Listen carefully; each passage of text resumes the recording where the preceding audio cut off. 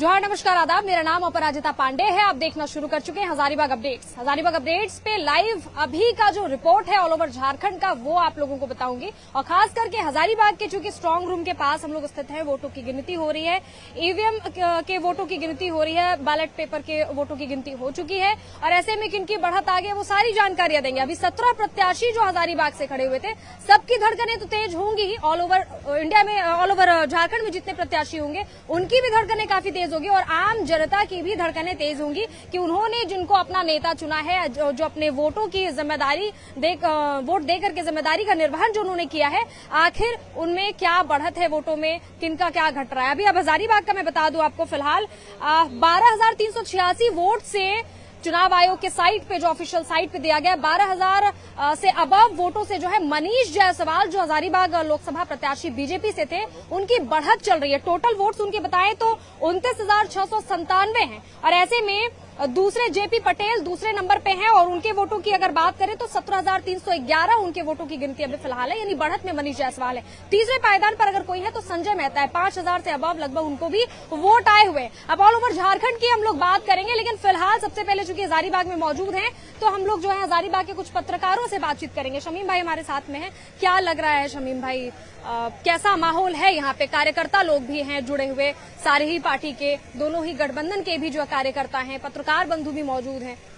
देखिए, हजारीबाग में ऐसे तो कार्यकर्ताओं की जो भीड़ है वो सुबह से ही जुटने लगी थी और जो एजेंट थे वो 5:30 बजे के आसपास में हम लोग सुबह आए तो देख रहे कि अच्छी खासी भीड़ उस वक्त भी थी।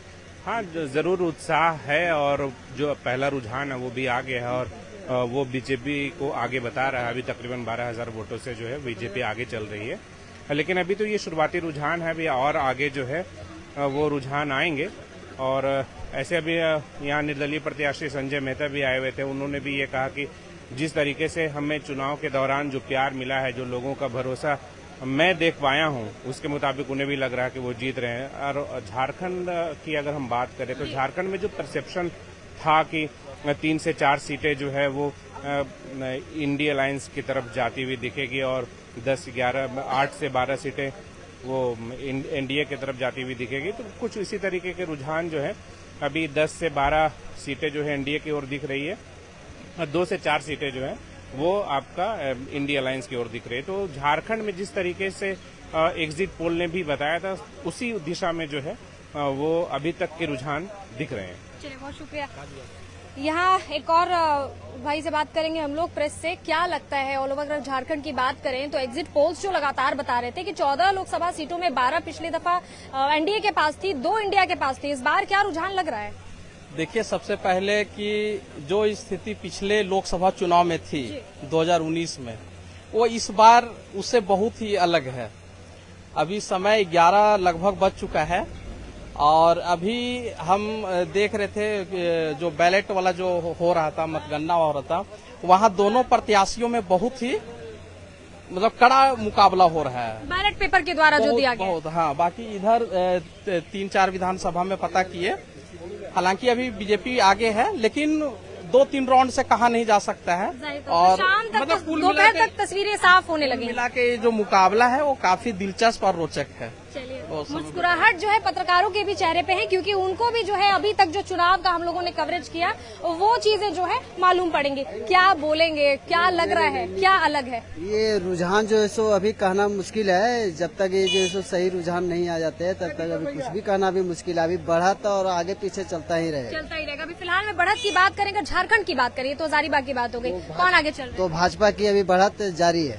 कितने सीटों पर कब्जा लग रहा है कि हो सकता है? लमसम करीब 10 या 12 के आसपास में ही अभी बढ़त बनाए हुए हैं। चलिए, बहुत शुक्रिया आपका।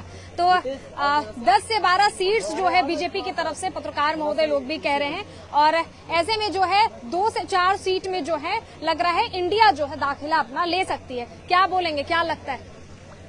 हम लोग एनडीए तो जीत रहे हैं, झारखंड में 12 सीट लगभग जीत रहे हैं। अच्छा, ये आपका पूरा डेजिग्नेशन क्या है?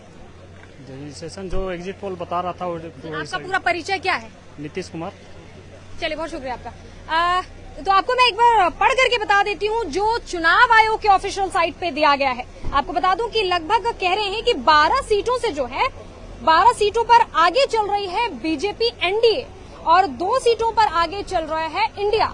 ऐसे में जो पोस्टल बैलेट की गिनती भी है वो भी पूरी हो गई है। और आपको मैं बता दूं कि रांची से जो बीजेपी उम्मीदवार है, हजारीबाग के अतिरिक्त अगर बात करें, संजय सेठ बीजेपी के उम्मीदवार हैं और धनबाद से बीजेपी के प्रत्याशी जो ढुल्लू महतो हैं वो आगे चल रहे हैं। लेकिन पलामू से जो बीजेपी कैंडिडेट हैं विष्णु दयाल राम, वो भी आगे चल रहे हैं। मतलब इधर हजारीबाग ही नहीं, रांची, पलामू और धनबाद से भी बीजेपी के जो भी प्रत्याशी हैं लोकसभा के, वो आगे चल रहे हैं। अब दुमका से अगर बात करें तो शिबू सोरेन की जो बहू है, भाजपा प्रत्याशी हो गई है, सीता सोरेन, वो आगे चल रही है। आपको पता होगा हालिया में उन्होंने बीजेपी ज्वाइन किया था और वहीं से लोकसभा प्रत्याशी थी वो।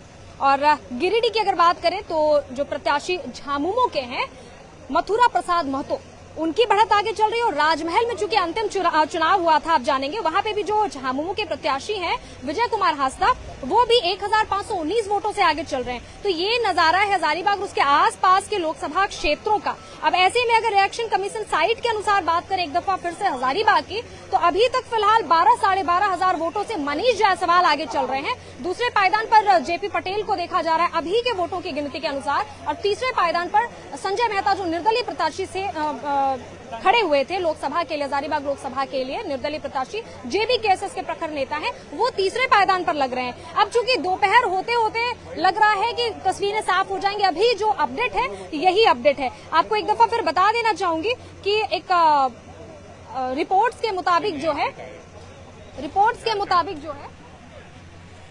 वो ये लग रहा है कि रांची, जमशेदपुर, गोड्डा, दुमका, राजमहल, धनबाद, इस तरह जो भी लोकसभा क्षेत्र है उसमें बीजेपी कहां अभी वोटों से आगे चल रही है वो बता दूं आपको। रांची में बीजेपी आगे चल रही है, कांग्रेस पीछे चल रही है। जमशेदपुर में बीजेपी आगे, झामुमो पीछे चल रही है। गोड्डा में भी बीजेपी आगे है, दुमका में बीजेपी आगे है, राजमहल में झामुमो आगे है जैसा कि मैंने बताया, और धनबाद में बीजेपी आगे है, गिरिडीह में झामुमो आगे है। उसके बाद हजारीबाग में बताया आपको बीजेपी आगे है, कोडरमा, चतरा, पलामू, लोहरदगा, खूंटी और सिबू, इनमें भी अभी वोटों की गिनती जो चल रही है बीजेपी ही आगे चल रही है। ऐसे में शमीम भाई हमसे जुड़ना चाह रहे हैं, क्या कहना चाहिए? अभी जो ताजा जो अपडेट दिख रहा है वो पहले बताया जा रहा था कि खास करके 3 सीटें, खूंटी और कोडरमा और गिरिडीह को लेकर के बताया जा रहा था कि खूंटी से अर्जुन मुंडा जो है वो अपने सीट को गंवा सकते हैं।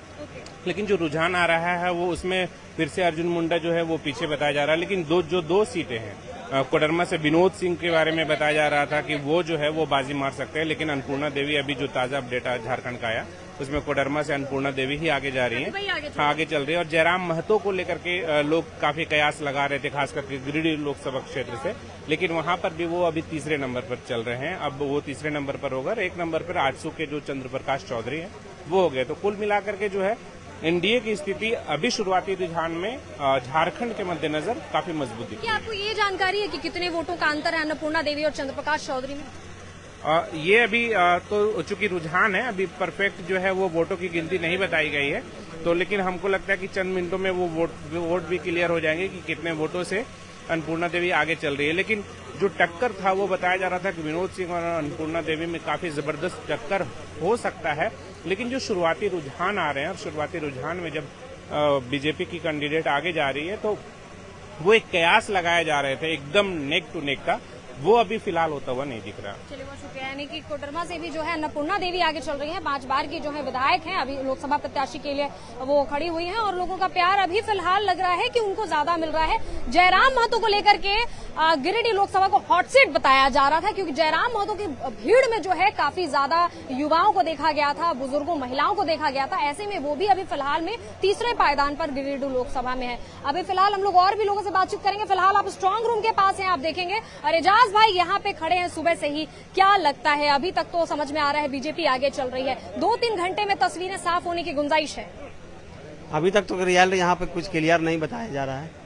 हजारीबाग अभी हम लोग खड़े हैं यहाँ पर बाजार समिति का प्रांगण में, मगर अभी तक कोई आधिकारिक हम लोग को रिपोर्ट नहीं दिया जा रहा, तो हम लोग कैसे बता दें? नहीं, चुनाव आयोग के द्वारा, यहाँ टोकना चाहूंगी, चुनाव आयोग के द्वारा जो भी जो एग्जैक्ट जो चुनाव आयोग ने दाखिल किया था अंकों का, वोटों के अंकों को, वो हम लोगों ने हजारीबाग अपडेट्स ने आपको बताया। इसीलिए हजारीबाग अपडेट्स ऐसी भी जो टिकाऊ बात होती है, जो विश्वसनीयता होती है, उसको कायम रखने का पूरा प्रयास करेगा। और ऐसे में अभी लगभग 12 सीटों पर आपने देखा कि बीजेपी आगे चल रही है, एनडीए आगे चल रही है और इंडिया जो है वो 2 सीटों पर अपनी बढ़त बनाकर चल रही है। अब 2 2-3 घंटों में तस्वीरें साफ हो जाएंगी। लेकिन आपको इंतजार नहीं करना होगा 2-3 घंटे, क्योंकि लगातार हम लोग इंडिया लेवल पे जो है पूरे वहां का भी अपडेट, भारत लेवल पे अपडेट देते रहेंगे, झारखंड लेवल पे अपडेट देते रहेंगे। और चूंकि हजारीबाग अपडेट्स आप देख रहे हैं तो हजारीबाग का अपडेट तो लाजमी है देना। फिलहाल के लिए इजाजत दीजिए, शुक्रिया।